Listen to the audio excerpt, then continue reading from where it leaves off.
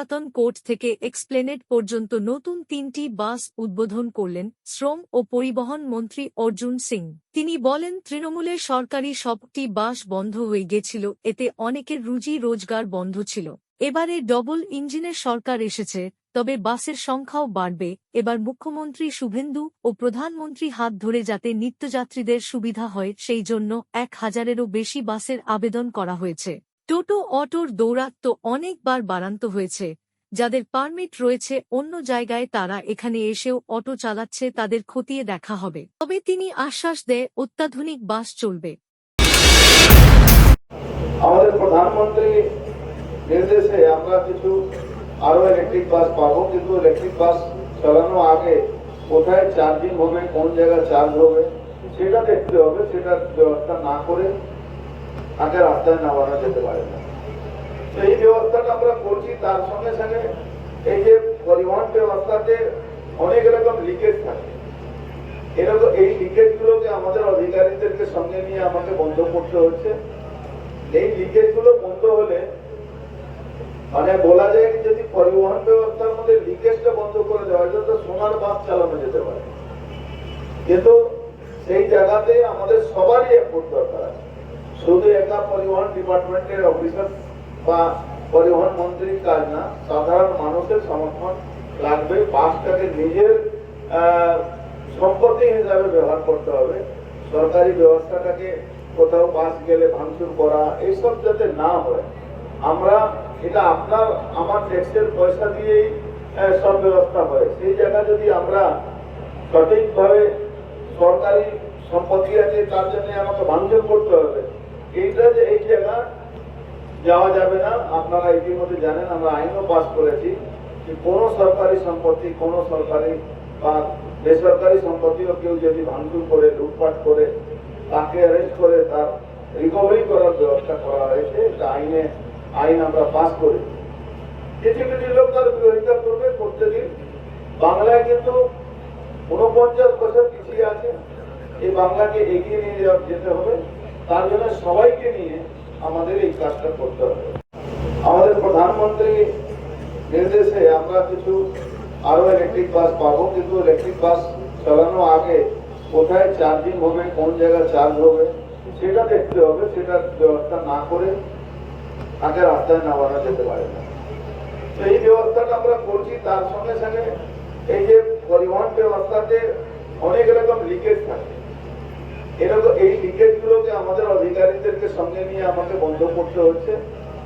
এই লিকেজ গুলো বন্ধ হলে মানে বলা যায় যদি পরিবহন ব্যবস্থার মধ্যে লিকেজটা বন্ধ করে দেওয়া যায় তো সোনার বাস চালানো যেতে পারে, কিন্তু সেই জায়গাতে আমাদের সবারই এফোর্ট দরকার আছে। শুধু একা পরিবহন ডিপার্টমেন্টের অফিসার বা পরিবহন মন্ত্রীর কাজ না, সাধারণ মানুষের সমর্থন লাগবে। বাসটাকে নিজের সম্পত্তি হিসাবে ব্যবহার করতে হবে। সরকারি ব্যবস্থাটাকে কোথাও বাস গেলে ভাঙচুর করা এইসব যাতে না হয়। আমরা এটা আপনার আমার ট্যাক্সের পয়সা দিয়েই সব ব্যবস্থা হয়, সেই জায়গা যদি আমরা সঠিকভাবে সরকারি সম্পত্তি আছে তার জন্য আমাকে ভাঙচুর করতে হবে, এইটা যে এই জায়গা যাওয়া যাবে না। আপনারা ইতিমধ্যে জানেন আমরা আইনও পাস করেছি যে কোনো সরকারি সম্পত্তি, কোনো সরকারি বা বেসরকারি সম্পত্তিও কেউ যদি ভাঙচুর করে লুটপাট করে তাকে অ্যারেস্ট করে তার রিকভারি করার ব্যবস্থা করা হয়েছে। এটা আইন আমরা পাস করেছি। কিছু কিছু লোক তার বিরোধিতা করবে, করতে দিন। বাংলায় কিন্তু 49 বছর পিছিয়ে আছে, এই বাংলাকে এগিয়ে নিয়ে যেতে হবে। তার জন্য সবাইকে নিয়ে আমাদের এই কাজটা করতে হবে। S11 আর আমাদের N20 এটা আমাদের ব্যারাকপুরের একটা ঐতিহ্য ছিল, এটা বহুদিন যাবত বন্ধ ছিল।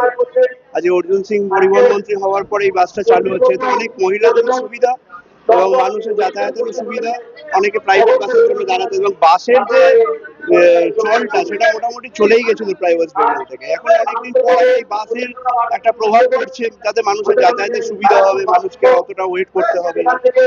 এবং এগুলো হলে মানুষের যাতায়াতের সুবিধা থাকে, মানুষ চাকরির সূত্রে এবং মহিলাদের জন্য যে ব্যবস্থা করেছেন বিনা পয়সায় বাসের সুবিধা, এবং আরো অনেক বাস আসছে আমরা শুনছি, এগুলো দেখেও ভালো লাগছে, স্বাগত জানাই। অর্জুন সিংকে তো অবশ্যই, তার উপরে মুখ্যমন্ত্রী আমাদের যেভাবে কাজ করছে এই অল্প দিনের মধ্যে, এগুলো তাকেও খুব শুভেচ্ছা জানাই। আরো আগামী দিনে আমরা আরো ভালো কিছু আশা করতে পারি তার থেকে। আমার নাম প্রীতম পাল। আমাদের অনেক সুবিধা হচ্ছে, যেহেতু মহিলাদের জন্য বিনা পয়সায় আমরা যে যাত্রাটা করছি, মুখ্যমন্ত্রী শুভেন্দু অধিকারী দা এটা ভাবনা চিন্তা করেছেন, সেটা কি কম? সেটা অনেক অনেক গরিব মহিলারা আছে যাদের কাছে টাকা থাকতো না, অনেকেই যেতে আসতে পারতো না, এবার তাদের জন্য সেটা সুবিধে হলো। হ্যাঁ, নিশ্চয়ই ধন্যবাদ জানাবো, অর্জুন সিংকেও জানাবো আর আমাদের মুখ্যমন্ত্রী ওনাকেও জানাবো। গীতা সিং। বন্ধ করে দেওয়া যায়, এই টায়ার চুরি, পাট চুরি, এটা বিগত সরকারের আমরা দেখেছি। ভালো ভালো গাড়ি তার পার্টস গায়েব হয়ে যায়, বিক্রি হয়ে যায়, টায়ার পুরনো টায়ার নিয়ে এসে লাগিয়ে দেওয়া হয়। তো এই লিকেজ গুলো যদি বন্ধ করে দেওয়া যেতে পারে, তাহলে সোনা বাস চালানো যেতে পারে। আমার কথাটা কোনো ভুল নয়, কেন যা যা আয় হবে তার থেকে ব্যয় খুব কম থাকে, কিন্তু এখানে ব্যয় বেশি হয়ে যাচ্ছে, আয় কমে যাচ্ছে।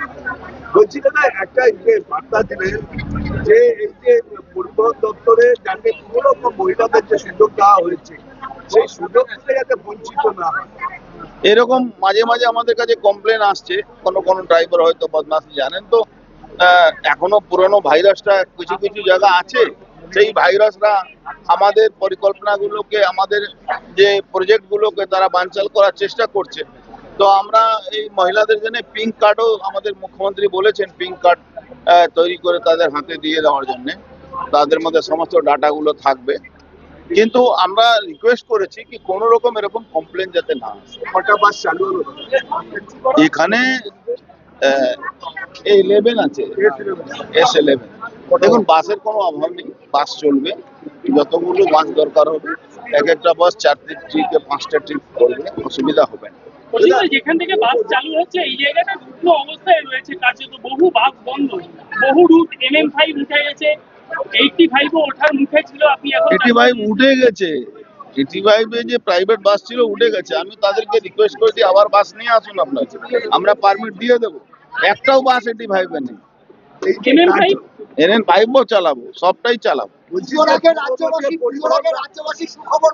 পুজোর আগে রাজ্যবাসীকে নতুন বাস উপহার দেবেন আমাদের মাননীয় মুখ্যমন্ত্রী, আমাদের মোদীজি আশীর্বাদে 468টা বাস আছে। তার মধ্যে ইলেকট্রিক আছে, CNG আছে, সবই আছে, সবই আছে। সময় লাগছে, ডাটাগুলো কালেকশন করা হবে, এই 2-4 দিনের মধ্যে এটা শুরু করব আমরা। তাতে তাদের পিন কার্ড দিয়ে দেবো, তাহলে ওদের সুবিধা হবে, আমাদেরও যা মানে আমাদের কাছে ডাটা থাকবে কি কোন মানে মহিলা কতবার বাসে উঠেছে না উঠেছে। এই যে মিথ্যা প্রচার যে সরকারের বিরুদ্ধে কিছু লোক করে, তাদের জবাব দেওয়ার জন্য তো আমাদের সব ব্যবস্থা মহিলারা পাবে, মহিলারা না না কোনো ক্রাইটেরিয়া নেই, মহিলাদের জন্য আমরা দেব। এবার যারা ইচ্ছা করবে নেবে না।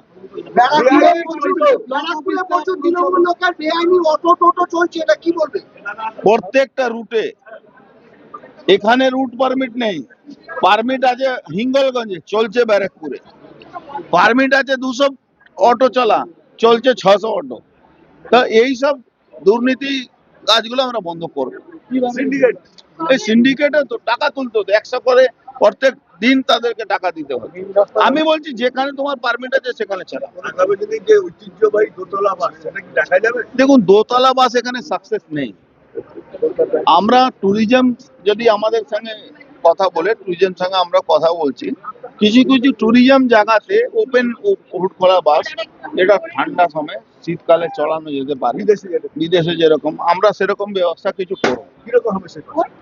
কি করবেন? দোতলাই হবে, উপরে হোট খোলা থাকবে। দাদা ট্রামের জন্য কি হচ্ছে? অর্জুনদা, একটা বিষয় যেটা হচ্ছে সরকারি বাস মানে আগে যেরকম দেখতাম যে গতি খুব কম তুলনামূলক প্রাইভেট বাসগুলো খুব তাড়াতাড়ি চলে যেত সেই জায়গায় দাঁড়িয়ে কি না, গতি সেরকম কোনো ব্যাপার নেই, গতি থাকবে। রাস্তা যদি ভালোভাবে ফাঁকা থাকে, এই টোটো দৌরত্ব, যেখানে টোটো হাজার হাজার টোটো বেআইনি ভাবে চলছে, তো যেখানে স্পিড গাড়িগুলো চলে, স্পিডে গাড়িগুলো, সেখানে তো টোটো চালানো উচিত না, আইনে বাধা আছে, কিন্তু সেখানেও চলছে, সেটা আমরা বন্ধ করাবো। ব্যারাকপুরের জন্য কি চিন্তা ভাবনা আছে? ব্যারাকপুরের জন্য কি চিন্তা দেখুন, ভাবনা আছে? ব্যারাকপুরের জন্য শুধু তো আমি চিন্তা করব না, আমার বাংলার জন্য চিন্তা করবো। কর্মসংস্থান কত হবে?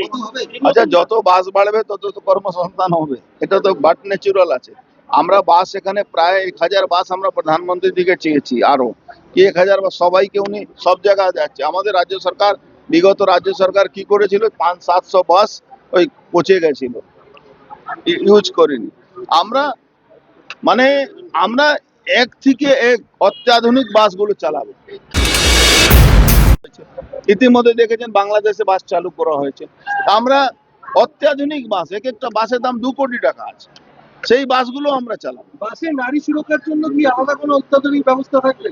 নারী সুরক্ষা তো জন্য এই আইনটা আনা হয়েছে। নারী সুরক্ষা স্পেশালি আমার মনে হয়েছে বাংলা নারী সুরক্ষিত থাকবে, কেন আইনটা আমরা যেভাবে কড়া করেছি, আর রেপিস্টদেরকে যেভাবে তার মানে ব্যবস্থা করা হচ্ছে, আপনি নিশ্চিত থাকুন নারী সুরক্ষা বাংলায় থাকবে। জিপিএস সিস্টেমের সুরক্ষা ব্যবস্থা দেখুন, জিপিএস তো সব গাড়িতেই লাগানো হবে, ওর শুধু ওটা নয়, আরো আমরা সিসিটিভি লাগাবো, আমরা তার কন্ট্রোলিং জায়গাটাকে মজবুত করব, আমরা আপনার টোল ফ্রি নাম্বার পাশে রাখবো, তার অ্যাকশনও হবে। এখন আমার কাছে দুনিয়ার মেসেজ আসে, এখানে আমাদের সমস্যা হচ্ছে, ওখানে আমাদের সমস্যা, আমরা দ্রুত গতিতে তার সাথে সলভ করার চেষ্টা করি। শ্রাবণী মেলা শুরু হচ্ছে আজ থেকে, ধর্ম গণ সম্মেলন হচ্ছে।